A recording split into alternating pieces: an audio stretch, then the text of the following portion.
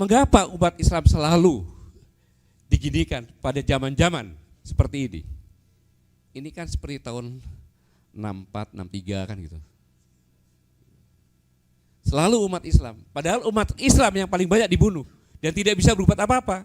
Karena pada saat itu Partai Komunis Cina adalah non-state actor, dekat dengan pemerintah.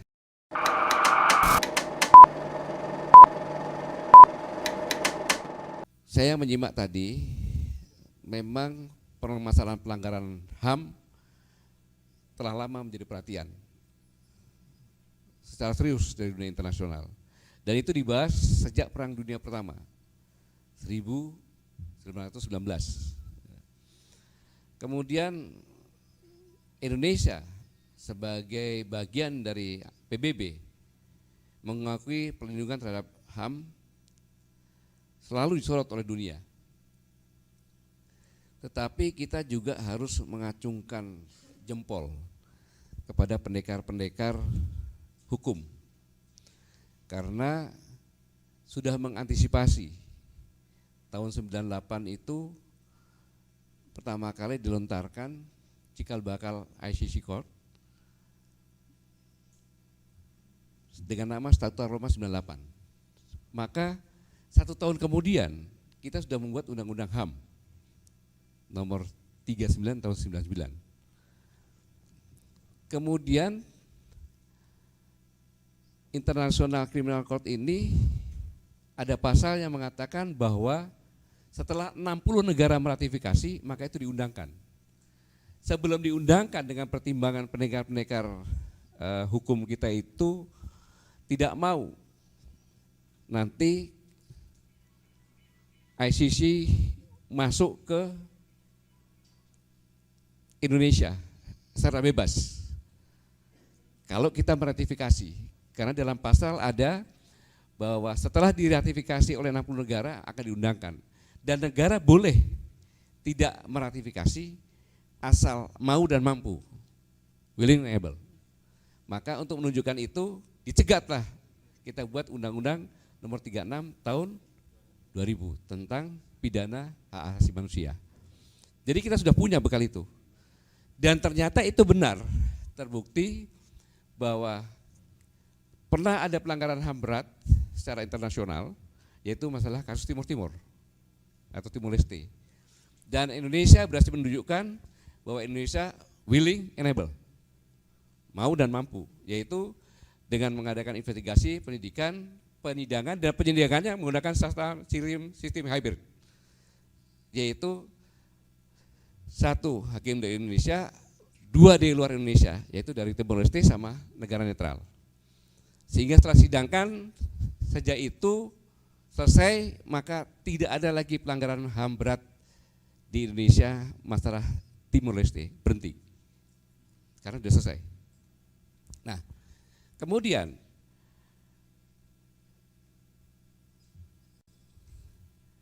masalah pelanggaran hak asasi manusia ada 2 cara, yaitu dengan cara tadi yuridis dan non yuridis.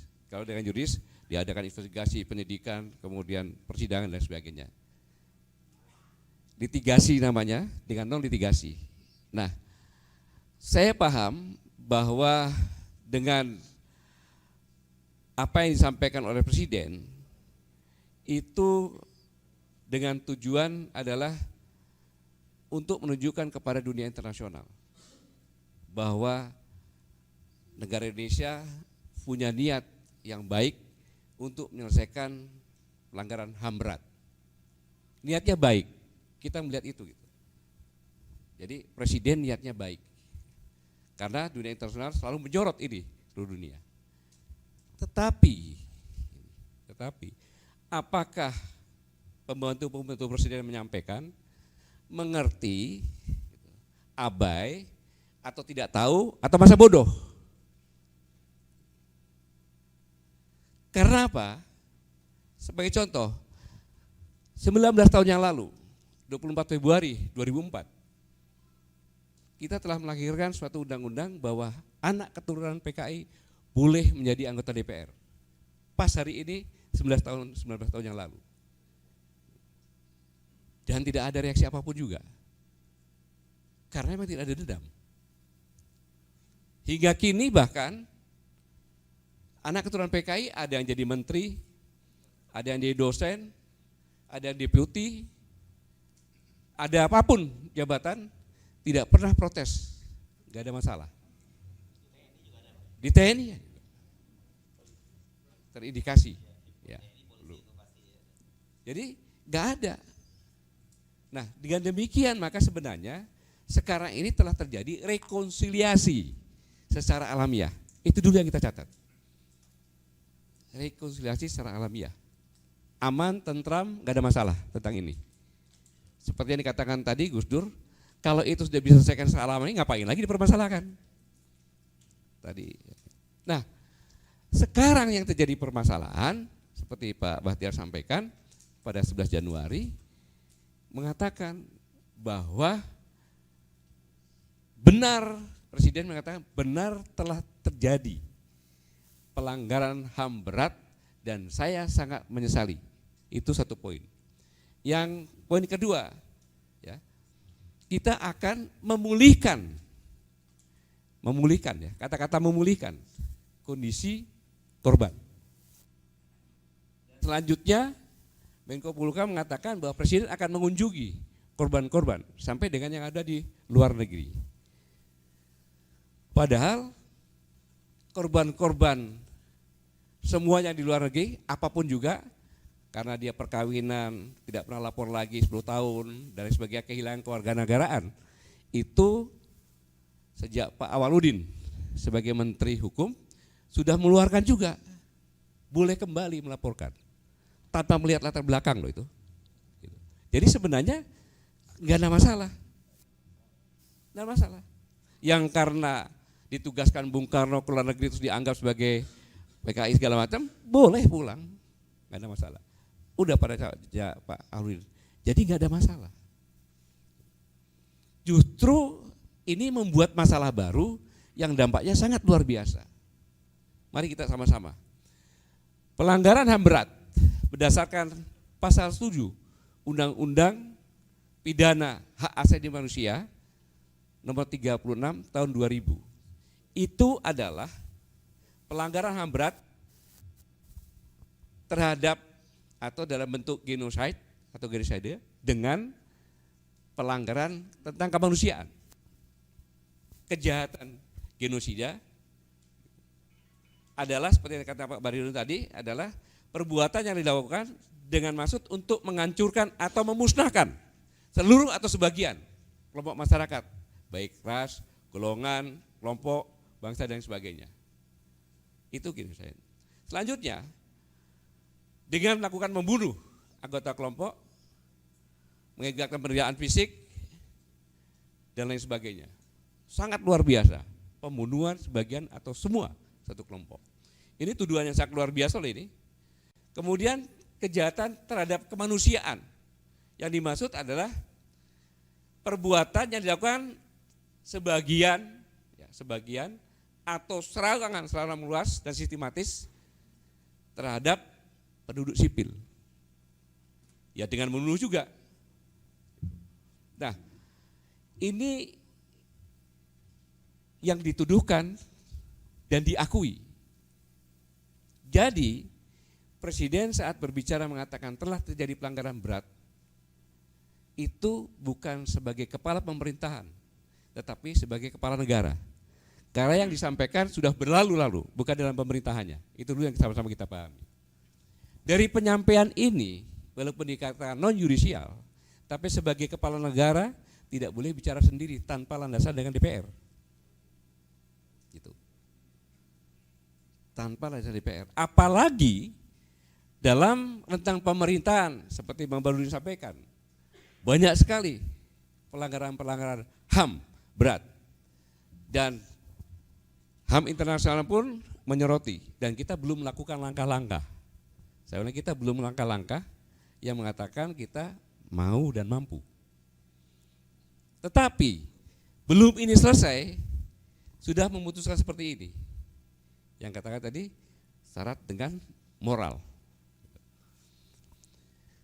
Mengapa demikian? Karena dengan Presiden mengatakan telah terjadi pelanggaran berat dan saya menyesali, itu keyakinan jelas bahwa Presiden mengakui, mewakili negara, mengakui telah terjadi pelanggaran berat dan pelakunya adalah negara.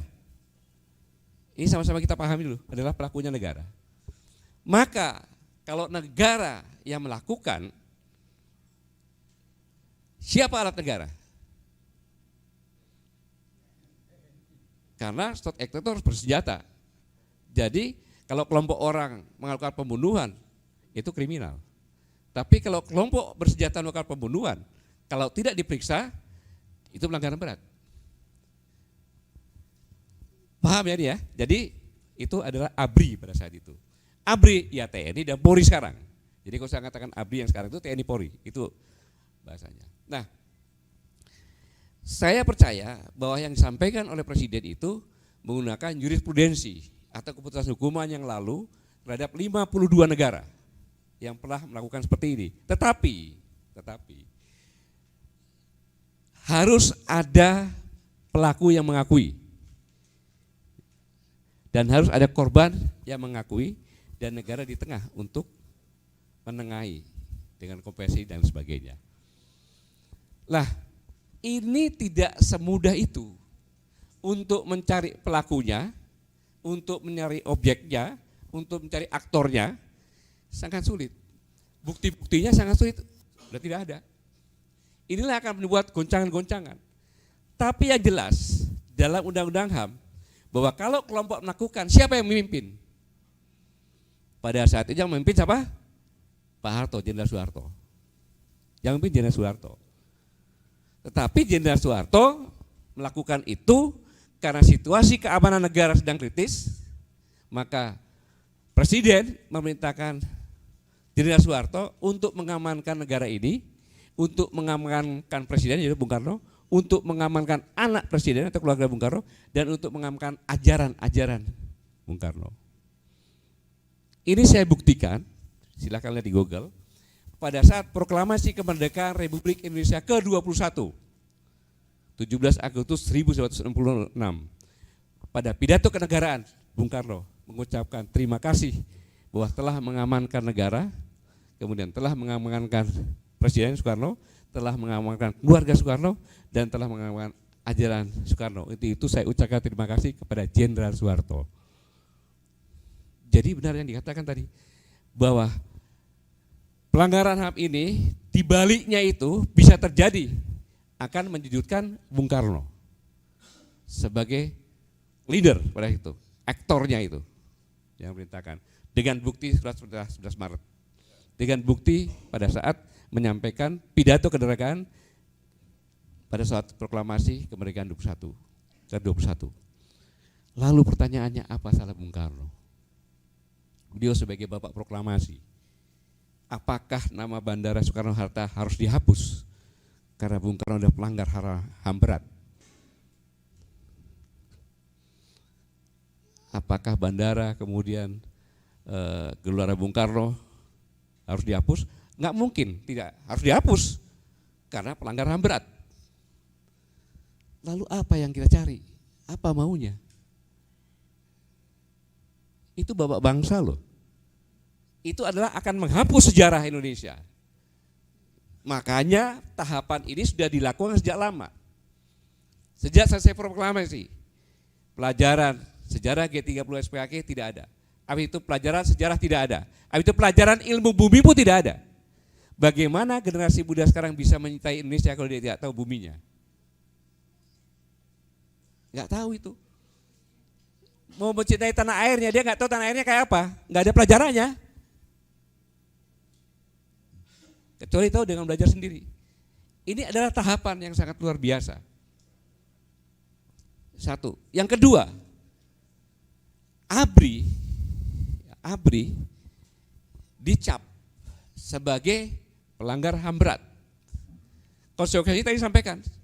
Di luar negeri Pak Bater bilang, selama ini pasukan perdamaian PBB dari Indonesia mendapat peringkat terbaik.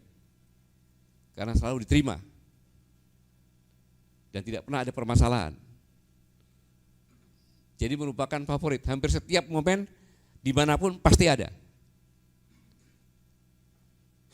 Nanti tidak boleh, karena untuk melaksanakan pasukan perdamaian, pas ditanya negara yang bertikai, saya akan, PBB akan masuk di sini dengan pasukan dari negara ini. Jangan, itu pelanggaran berat, baru mau dicalonkan saya sama PBB juga nggak boleh, karena pelanggaran berat. Dikucilkan di percaturan dunia internasional ABRI kita.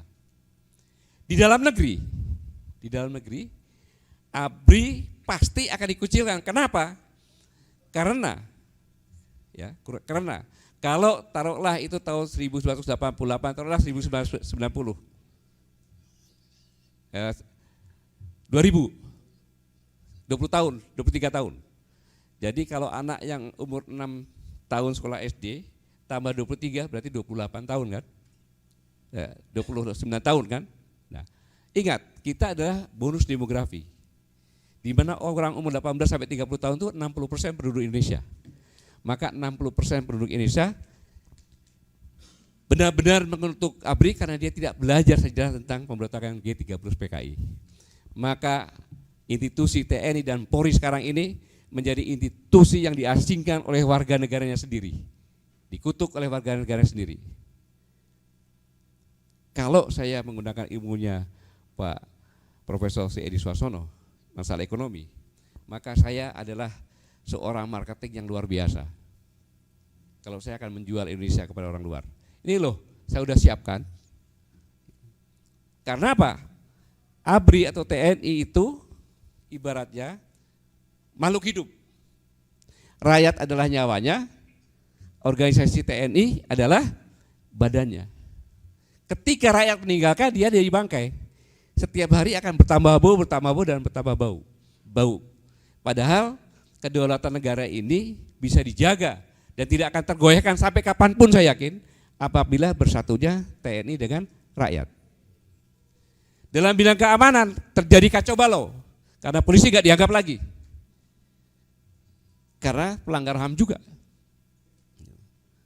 Kira-kira negara kita seperti apa?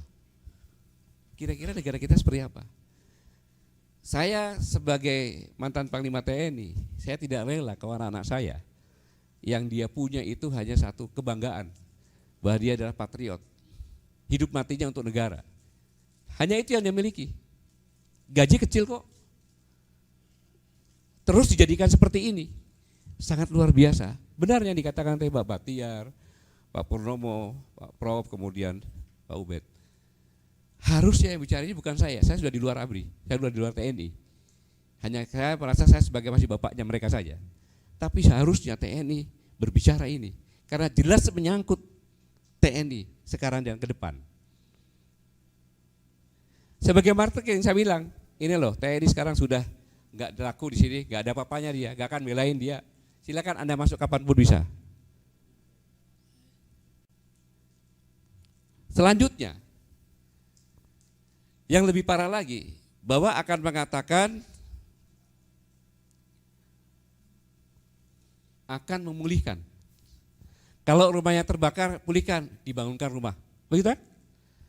Kalau pekerjaan tidak ada, maka diberikan pekerjaan. Kalau sakit, disembuhkan. Kan gitu.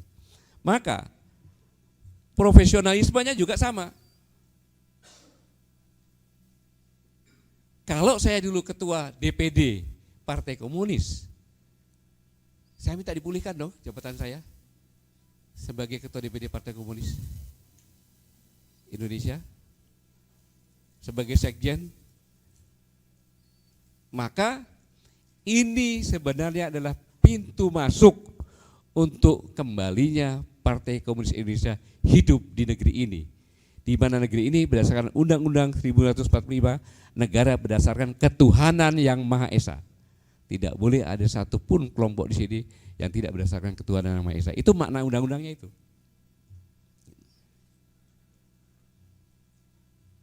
Lalu belum lagi saya bicara tahun 48, belum lagi saya bicara 1965.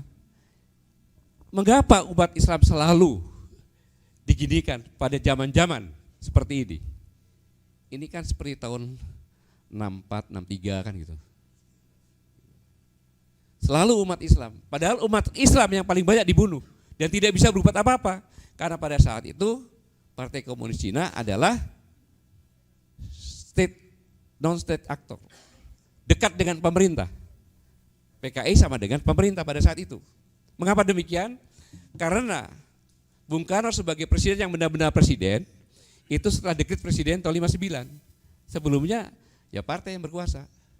Pada saat itulah mereka merapat dan berhasil membubarkan Partai Masyumi.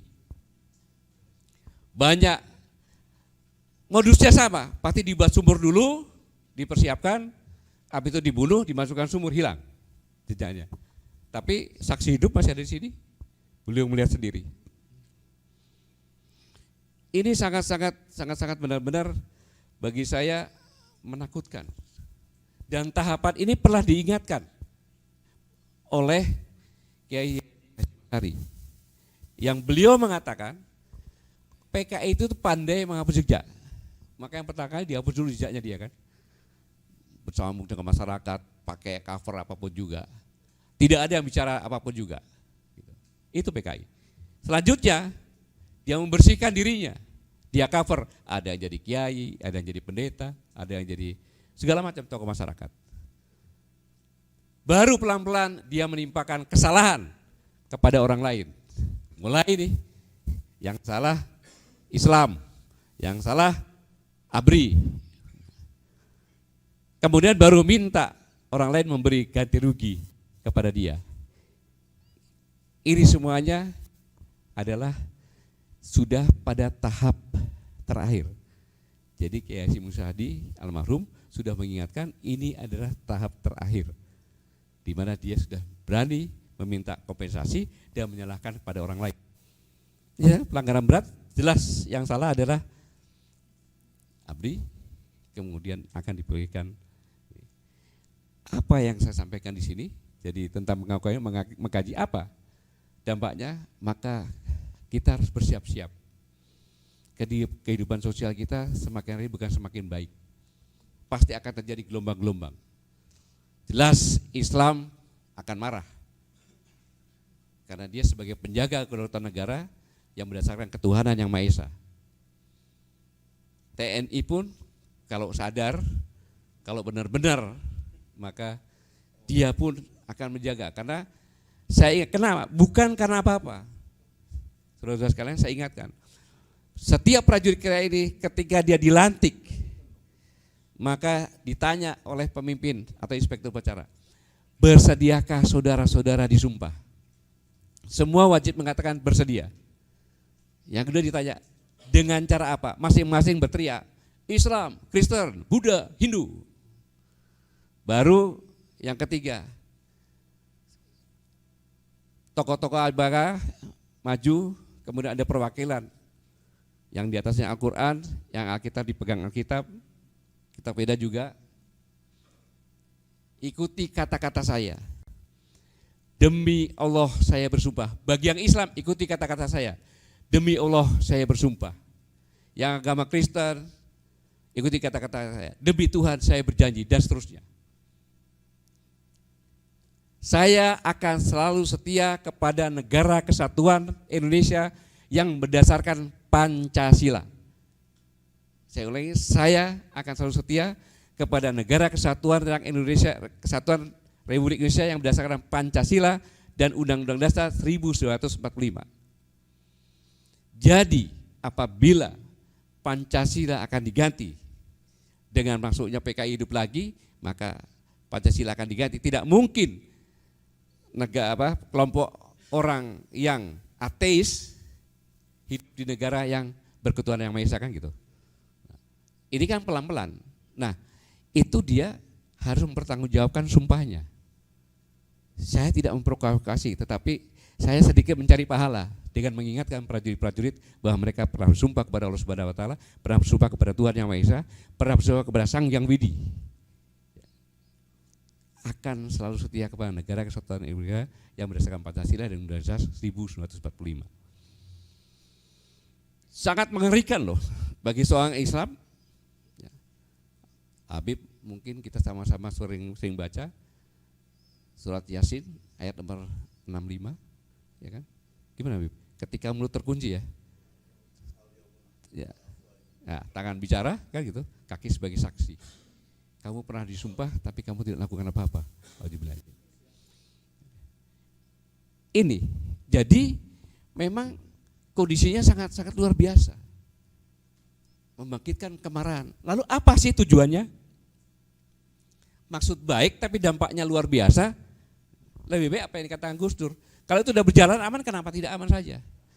Maka dalam kesempatan ini saya tidak panjang-panjang lagi, sudah dilirik sama Bang Hirsu, ya kan? Saya yang menyarankan kepada Presiden, mohon perintahkan kepada orang-orang sekelilingnya, adakan kajian secara teliti, khususnya dampak-dampak dari kegiatan sosial ke depan itu seperti apa. Kita akan terbelah lagi dan makin terbelah lagi, apalagi sekarang tahun politik, akan semakin memanas. Ini sangat berbahaya. Yang saya sampaikan ini adalah saya menyimpulkan apa yang dikatakan Profesor, kemudian Profesor Edi, kemudian Pak Purnomo, Pak Bahtiar, Kang Ubed semuanya. Jadi ini sudah tahap terakhir, yaitu tahap menimpakan kesalahan kepada orang lain dan tahap minta ganti rugi. Fakta loh ini, yang menyampaikan sudah almarhum. Si Hasyim Mursyadi kan sudah meninggal kan? Wasiat, waspada, itulah PKI. Sudah pada tahap terakhir ini. Jadi kita harus lebih waspada lagi dan saya pikir ini yang bisa saya sampaikan, hanya mengingatkan saja bahwa 19 tahun yang lalu pada 20 Februari pemerintah sudah mengeluarkan undang-undang bahwa anak keturunan PKI boleh menjadi anggota legislatif. Itu kan sudah rekonsiliasi alam sampai sini. Biarlah Indonesia yang sekarang ini ekonomi lagi bangun, lagi susah, dengan pajak yang semakin melilit, kondisi ekonomi lagi sulit, dipaculah untuk semua berpacu untuk bersatu, memulihkan ini, bukan untuk dipecah-pecah lagi. Saya pikir ini Bung Hirsu yang bisa saya sampaikan. Baik, terima kasih Pak Gatot. Kasih plus buat Pak Gatot. Tapi sebelum Pak Gatot meninggalkan podium tadi, saya sedikit menyimak. Saya jadi mikir-mikir, ini kok kayak gini-gini ini kita jadi korbannya Pak Presiden ya semua ini. Kita bisa gontok-gontokan lagi antar satu rakyat dengan rakyat lain ini Pak Gatot ya. Begini Pak Hirsu, saya ingin menjawab ini, tetapi saya akan jawab. Tanggal dulu saya nanya dulu ini, guru saya. Pak Mas Hadi jangan tersinggung ya, kalau saya membacakan puisi untuk menjawab. Iya, ini biasanya jatahnya beliau kalau baca puisi ini. Tapi nggak apa-apa, silakan diborong deh. Tadi kan katakan, oh rejim ini bagaimana begini, oh begini-begini kan bagaimana. Okay. Ya. Ini menarik ini Pak. Coba ya. Pak, ini menarik kalau Pak Gatot baca puisi. Coba kita simak dengan seksama ini. Tolong dikoreksi. Ya, kamera jangan sampai nggak on ya, nggak sampai record ini Pak. Jarang-jarang Pak Gatot baca puisi. Puisi sendiri Pak atau? Nanti saya kasih tahu lah. Jadi puisi ini judulnya Maaf.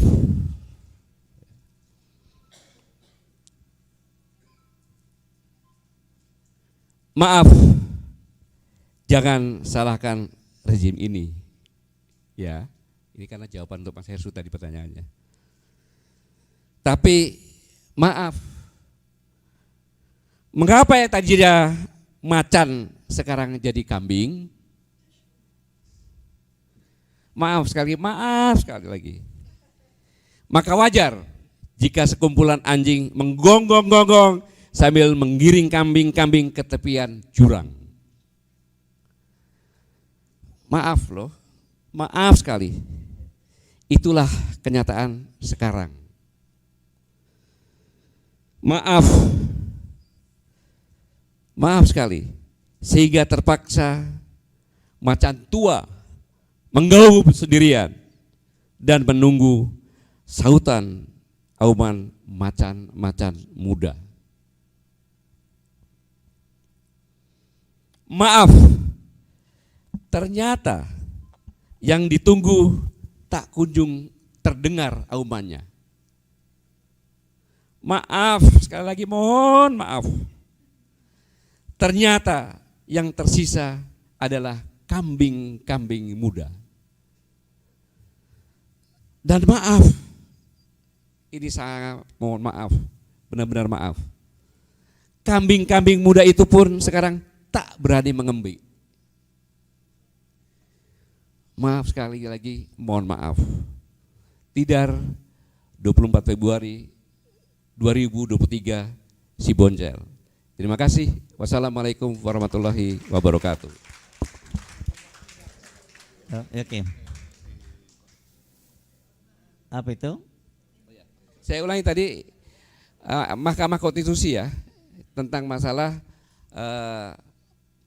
keturunan PKI bisa masuk legislatif bukan undang-undang, Pak. Oke, jadi Keputusan Mahkamah Konstitusi. Itu yang saya perbaiki. Dan Panglima TNI terakhir Pak Andika juga menyatakan itu kan nggak ada masalah lagi ya kemarin ya, betul. baru. Ya. Baik. Terima kasih. Terima kasih. Terima kasih. Assalamualaikum Assalamualaikum warahmatullahi wabarakatuh.